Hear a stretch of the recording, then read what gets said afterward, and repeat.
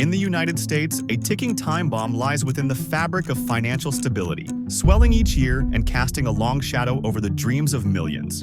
We're talking about student debt, a staggering $1.75 trillion crisis that continues to grow. A figure that's more than just a number, it's a national crisis at the heart of American education and its economy. But why has this debt ballooned to such an astronomical figure? And what does it mean for an average American? Let's find out. Americans owe more than $1.7 trillion in student loans. That's more than credit cards and auto debt. Here in the United States, student debt has ballooned to more than $1 trillion. So how did we get here? How do you feel getting those messages? Oh, it gives me anxiety, because I know I have to face paying this. Every year, millions of Americans embark on a journey they believe will lead them to a brighter future. A journey filled with hope, ambition, and the promise of a better life. This journey is called higher education.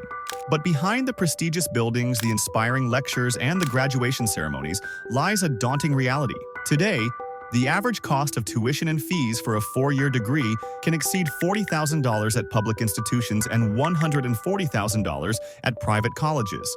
While if we look across the ocean, nations like Germany and Sweden chart a different course, offering high-quality education at little to no cost to the student. These countries invest heavily in public education, viewing it as a pillar of societal well-being and economic stability. The financial model underpinning America's higher education system has evolved into a complex web of loans and debt. 3 decades ago, the total student loan debt was under $100 billion. Fast forward to today, and it's more than 16 times that. And with over 43 million Americans shouldering this burden, the crisis is not just financial, it's deeply personal. The root causes? Well, several factors converge to create this perfect storm. The journey to today's crisis began in the latter half of the 20th century, when the mantra, "more education equals more opportunity," started to take root in the American psyche. As demand for higher education surged, so did tuition rates, climbing at a pace that far outstripped inflation and wage growth.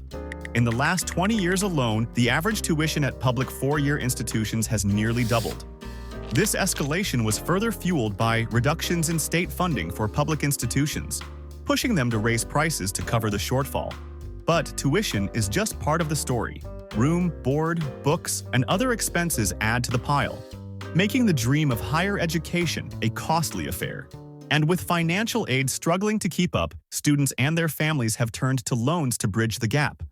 Legislation such as the Higher Education Act of 1965 initially aimed to make college more accessible. However, amendments over the years have led to a complex system of loans and interest rates, making debt a central feature of the college experience. The intricacies of this crisis are further complicated by factors like the increasing reliance on unsubsidized loans, which accrue interest while a student is still in school, and the burgeoning market of private loans, which often come with higher interest rates and less flexible repayment options compared to federal loans.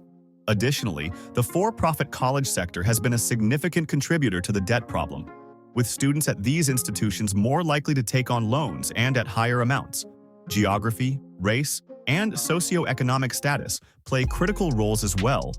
States like New Hampshire and Pennsylvania, for instance, report some of the highest average student debts, underscoring the significant geographical disparities. Moreover, Black and Hispanic graduates often grapple with larger debt burdens compared to their white counterparts, highlighting racial inequities deeply rooted in systemic financial and educational disparities. And if you think it's just about paying back what you borrowed, think again. This isn't just simple interest calculated on the principal amount borrowed. It's compounded interest, which means interest accrues on both the initial principal and the accumulated interest from previous periods. Consequently, borrowers can find themselves in a vicious cycle where making regular payments barely reduces the principal amount owed, significantly inflating the total cost of their education over time. This mechanism not only extends the debt repayment period, but also amplifies the financial strain on individuals striving for economic stability and independence after their education. So, what does it mean for the average American? And what ripple effects does this debt cast across the broader landscape? Well, it's a downward spiral that can turn the dream of higher education into a lifelong nightmare. The mental and financial strain can be overwhelming, with default and bankruptcy looming threats for some. The burden of student loans often means that major life milestones are postponed or even unattainable. For instance, the dream of owning a home, once a cornerstone of the American dream, is now out of reach for many, delayed by decades or forsaken altogether. The psychological toll is equally concerning, with reports of anxiety, stress, and depression significantly higher among those with substantial student debt. Similarly, the need to make substantial loan payments can pressure individuals into making career choices based on financial necessity rather than passion or aptitude. This emotional burden can also inhibit professional growth, stifle creativity, and strain personal relationships, affecting over 1 million borrowers each year. But it's not just individuals. The implications of the student debt crisis extend far beyond individual borrowers, casting long shadows over the entire economy and society. Economists highlight the drag on consumer spending as disposable income is diverted from retail and entrepreneurial ventures into loan repayments.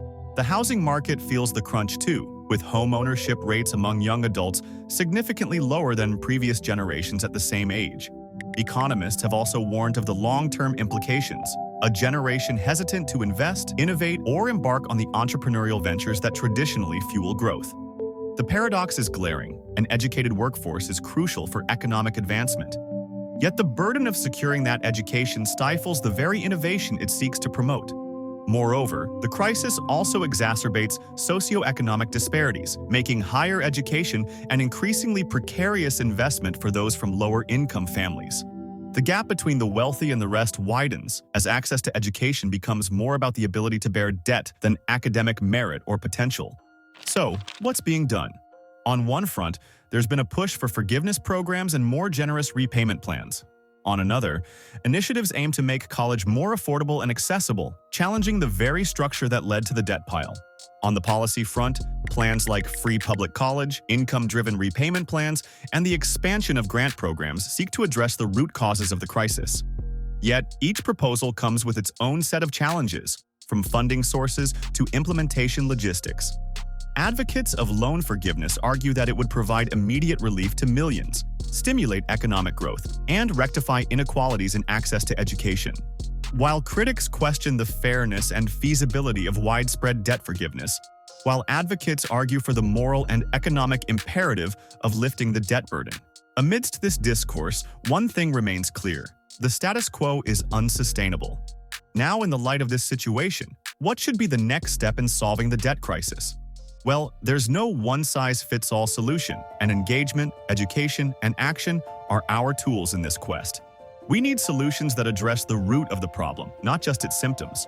So, by understanding the depths of the crisis, embracing innovative solutions, and advocating for equitable education policies, we can begin to dismantle the financial barriers that hinder our collective potential. The road to reform is long, but it's a journey worth taking for the students of today and the generations of tomorrow. And remember, education is a beacon of hope, a driver of progress. But for that beacon to shine brightly for all, it must not be at the cost of a lifetime of debt. Thank you for joining us on this journey through the complexities of student debt. Don't forget to like, subscribe, and hit that notification bell